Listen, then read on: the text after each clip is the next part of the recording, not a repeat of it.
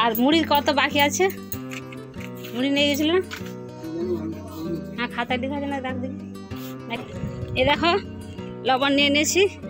তো চলো গিয়ে তরকারিটা একটুখানি দিয়ে দেবো।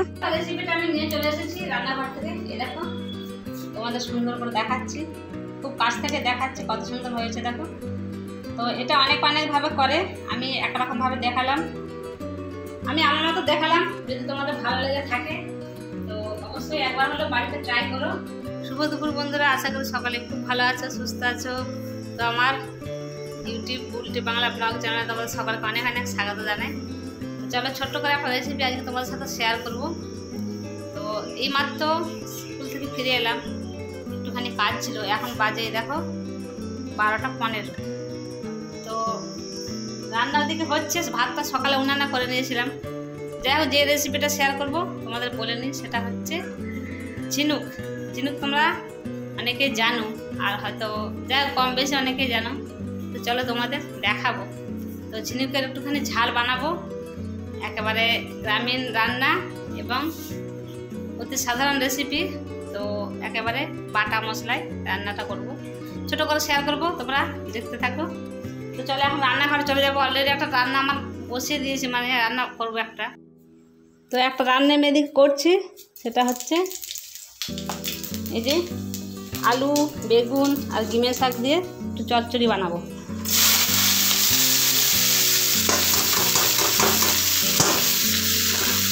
তো প্রতিটি রুমের মধ্যে জানালাগুলোতে প্রচুর আলো আসে। এই দেখো, এই জানালা দিয়ে প্রচুর আলো আসে, সে কারণে একটা বন্ধ করে দিচ্ছি। যাই হোক, এখন এই যে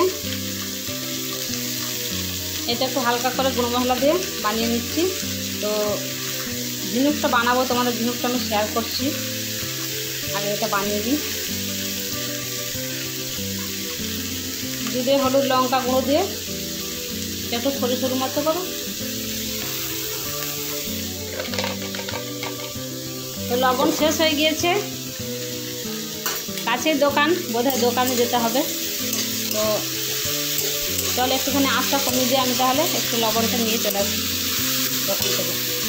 খেয়াল ছিল না যে বাড়িতে লবণ নেই বলে, মোটেও নেই। তো চলো এটা একটুখানি আঁচটা কমিয়ে দিই, দিয়ে আমি দোকান থেকে লবণটা নিয়ে চলে আসি। তো সামান্য পরিমাণে জল দিয়ে একটুখানি আমি আঁচটা কমিয়ে দিয়ে ঢাকা দিয়ে দিচ্ছি, তার কারণ দোকানে যেতে হবে, লবণ কিন্তু নেই, শেষ হয়ে গিয়েছে। এই দেখো লবণের জায়গা কিন্তু একেবারে খালি। তো না আনলে কিন্তু রান্নাটা করা যাবে না।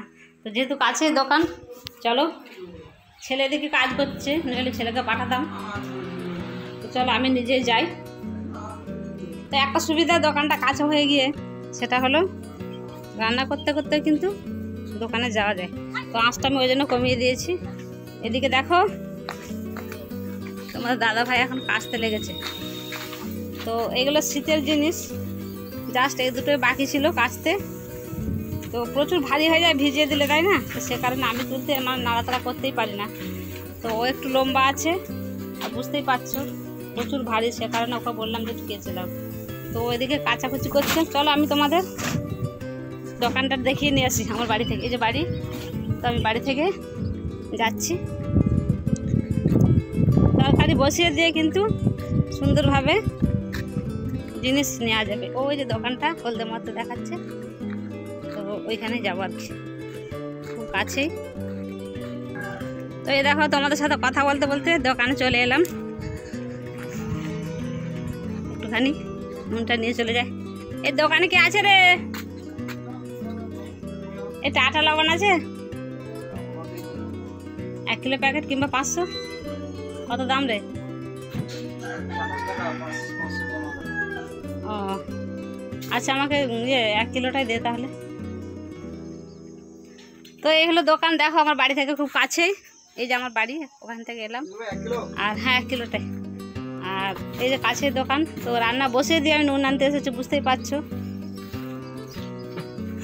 তারপর আবার গিয়ে তোমাদের সাথে বাকিটা শেয়ার করবো। তো নুনটাকে নিয়ে নিই। আর এটা হলো মুদিখানার দোকান। তো এর মধ্যে আরও সমস্ত কিছু আছে, শুধু যে মুদিখানা তা নয়, প্রয়োজন অনেক কিছু জিনিস তোমরা পাবে এখানে। আর মুড়ির কত বাকি আছে? মুড়ি নিয়ে গেছিল না? খাতা লেখা আছে না দেখ দেখি, নাকি জানি ছেলেটা নিয়ে 1 কিলো 400 মুড়ি লেগে এলো, আর আমি 5টা চকলেট লেগেছে আজকে, সবগুলো যোগ করলে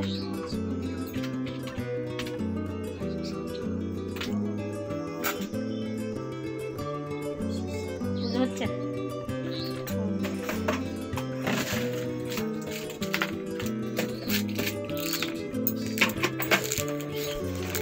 মিষ্টি চানাচুর কিছু নাই? কি মিষ্টি চানাচুর মেয়েটা এসে সকালবেলা মিষ্টি হবে 10-এর হবে? আচ্ছা 10-এর আর একটা 150 দেখি ভালো হয় করে যাবো। তো দেখা হয়েছে লবণটার জন্য ছোটো ছোটো আসা, তো লবণ নিয়ে নিয়েছি। চলো হ্যাঁ ঠিক আছে, সেটা দেখা করে নিয়ে যাবো।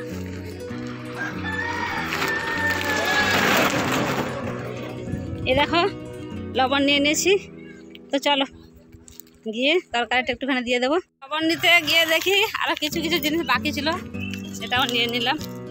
এখন এই যে দেখো চলে এলাম তোমাদের সাথে কথা বলতে বলতে। আর ওইদিকে ওই যে তোমার দাদা ভাই কেচে চলেছে। ওই গো হলো ধরতে হবে, দেখছি দাদা। আমি তরকারিতে নুনটা দিই, নুন থাকে নি আর নুন আনতে গেলাম। তো চলো লবণটা কেটে দিয়ে দিই। এই দেখো রান্না করতে করতে ছোটো ছোটো গেলাম, তো লবণটা কাটি আগে, নইলে তরকারিটা তো খাওয়া যাবে না, বুঝতেই পারছো। তো আমি কিন্তু বাড়িতে টাটা লবণটাই ব্যবহার করি, জানি না তোমরা কে কী খাও, আমার এটা ভীষণ ভালো লাগে। বা এটা রান্না করতে করতে আমার অভ্যস্ত, মানে পরিমাণটা অভ্যস্ত হয়ে গেছে, সে কারণে আমি এটাই ব্যবহার করি। এদিকে দেখো গ্যাসের আঁচটা আমি কমিয়ে দিয়েছিলাম, তো এখন ঢালার সময় নেই। ওদিকে দাদা ভাই কাপড় জামা কাচ্ছে, চলো একটুখানি ধরে দিই। ওটা একা একা তোলা যাবে না, তাই না? তো চলো লবণটা দিয়ে দিচ্ছি, এসে বাকিটা ঢেলে নেব।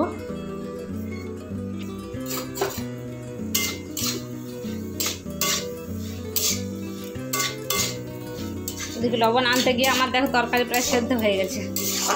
যাই হোক আর একটুখানি চাপা দিয়ে রেখে দিই।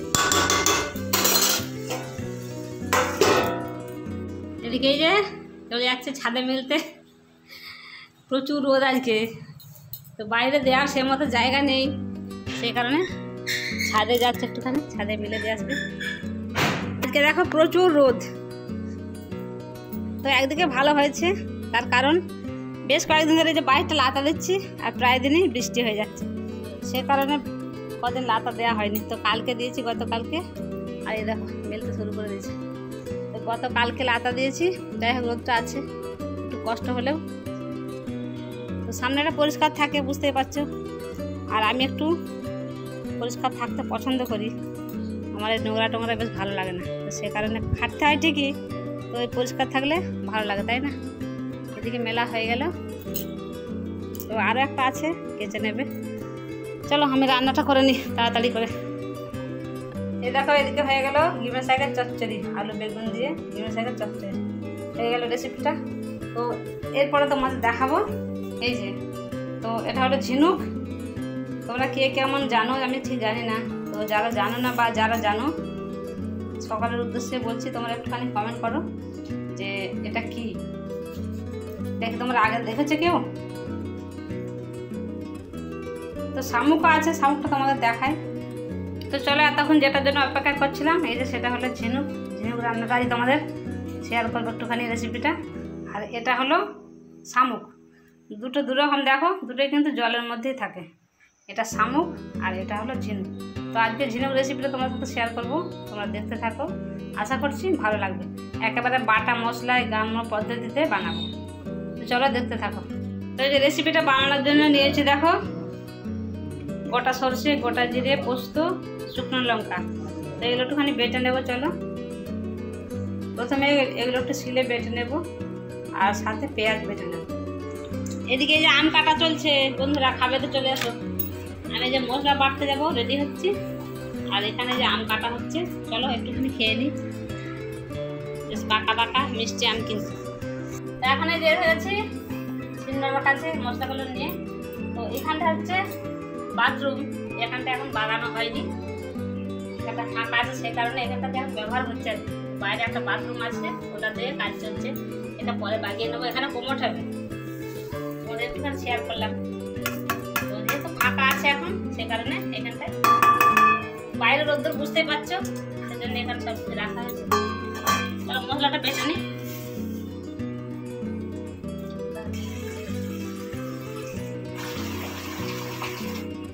বৃষ্টি হলে অসুবিধা হবে বাইরে যেতে, সে কারণে একটা ট্যাপ কাজ জলের মতো দেওয়া আছে এখানটাতে।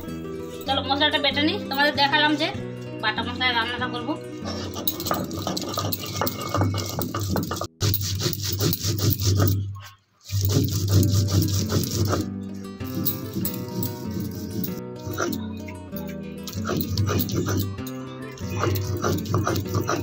মশলা বাটা হয়ে গেলে দেখো, আর বাটা মশলা রান্না করলে দেখতে হয়তো একটুখানি খারাপ লাগে, কিন্তু খেতে অপূর্ব সুস্বাদু। এত সুন্দর খেতে লাগে, প্রচণ্ড মিষ্টি গুণ বেড়ে যায়, রান্নার স্বাদ আলাদা রকম হয়ে যায়, খেতে ভীষণই ভালো লাগে। দেখো মশলা আমি বেটে নিলাম। চলো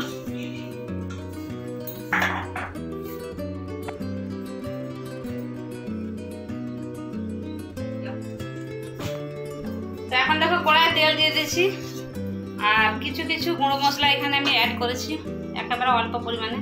আর এই যে বাটা মশলা, সাথে একটা পেঁয়াজ নিয়েছি, পেঁয়াজটাকে আমি একটুখানি পিষে নেব। পুরো দেখো গোটা পেঁয়াজ আমি তুলে নিয়েছি। এবার এখন কড়াইয়ের তেল প্রায় গরম হয়ে গিয়েছে, আর মশলাটা আমি সমস্তটা মেখে নিয়ে একসাথে কষে নেব।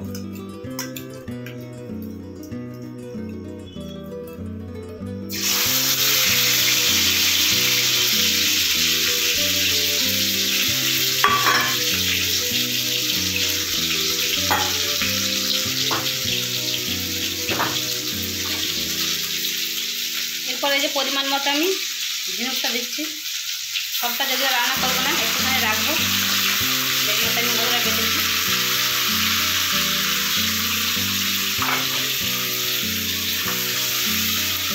নুন আর হলুদ আগে থেকে ওটাকে বেছে রেডি করে মাখানো ছিল, তো তারপরে একটুখানি আমি নুন অ্যাড করছি। আর নুনটা অবশ্যই পরিমাণ মতো দেবে তোমরা। এরপর আমি এটা করতে থাকি খুব সুন্দরভাবে। তো আরও অনেকভাবে রান্নাটা করে, সেটা হলো এই যে ঝিনুকগুলো আগে কিন্তু তেলে ভেজে নেয়। তেলে ভেজে নিলে কি হয়, ঝিনুকটা প্রচণ্ড শক্ত হয়ে যায়, যেটাকে আর কোনোভাবে চিবিয়ে কিন্তু খাওয়া যায় না, ফেলে দিতে হয়। সেই কারণে আমি তাদের উদ্দেশ্যে বলবো, তোমরা একবার এইভাবে বানিয়ে খেও। একবার হলেও তোমরা মশলা কষিয়ে ঝিনুকটাকে বানিয়ে খেয়ে দেখবে। আমি যেভাবে করছি খুব সুন্দর লাগবে। মশলা বাটার জলটা আমি এর মধ্যে কিছুটা দিয়ে দিচ্ছি।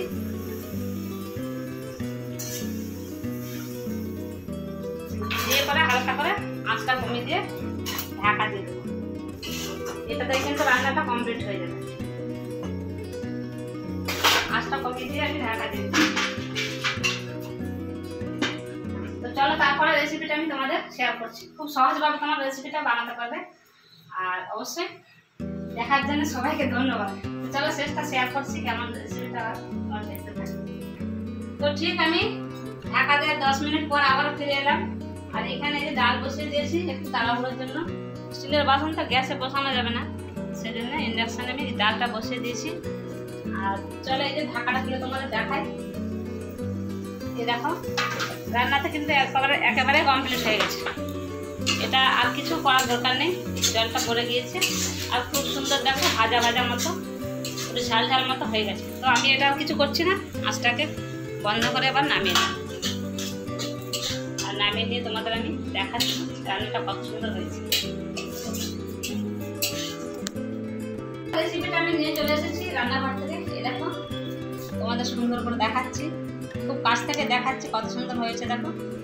তো এটা অনেকভাবে করে, আমি একরকমভাবে দেখালাম, আমি আমার মতো দেখালাম। যদি তোমাদের ভালো লেগে থাকে তো অবশ্যই একবার হলো বাড়িতে ট্রাই করো, এটাই বলবো।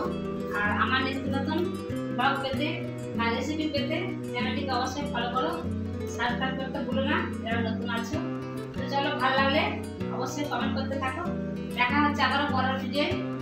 তো ততক্ষণ সকালে খুব ভালো থেকো, সুস্থ থেকো, আবার ফিরে আসছি পরের দিন।